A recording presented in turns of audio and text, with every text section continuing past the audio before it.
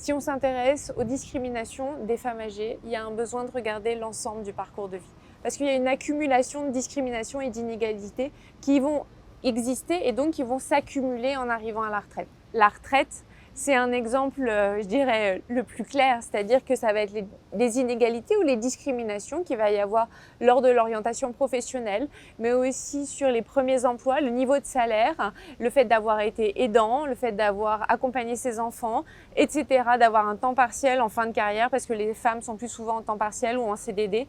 Et donc, de fait, c'est cette accumulation d'inégalités qui vont créer des exclusions au moment de la retraite et des inégalités de revenus. Il y a aussi des discriminations en termes de santé. On sait très bien, certes, que les femmes vivent plus longtemps, mais elles vivent parfois en moins bonne santé, avec des comorbidités ou des maladies chroniques qui vont durer plus longtemps. Et puis, il y a aussi des inégalités ou des exclusions sociales en termes d'identité. C'est-à-dire qu'on va regarder la femme et les plus âgés, non juste au regard de leur âge et non plus selon leur multiplicité d'identités. Et donc, de fait, le genre est présent. Et donc, c'est important de regarder la subtilité de la personne et non pas de la voir comme une personne de 80 ans, mais bien de la regarder dans sa pluralité.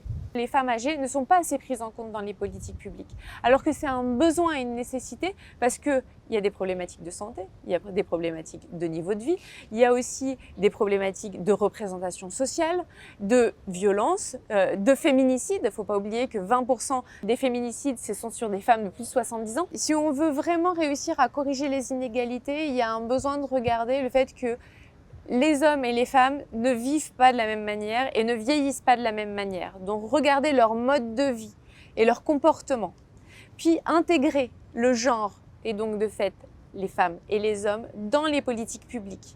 Mais il y a aussi un besoin de reconnaissance. Et cette reconnaissance, elle passe aussi sur le niveau du travail marchand et non marchand. Parce qu'il y a un travail du care au sens large qui est quand même majoritairement fait par les femmes. Et donc reconnaître ce travail, c'est aussi le rendre visible en termes de statistiques, en termes de données du PIB, en termes de chiffres en fait, et bien évidemment de qualitatif. Il y a aussi un vrai besoin d'arrêter de segmenter les âges et de prendre en compte en fait les générations et les âges et les relier ensemble.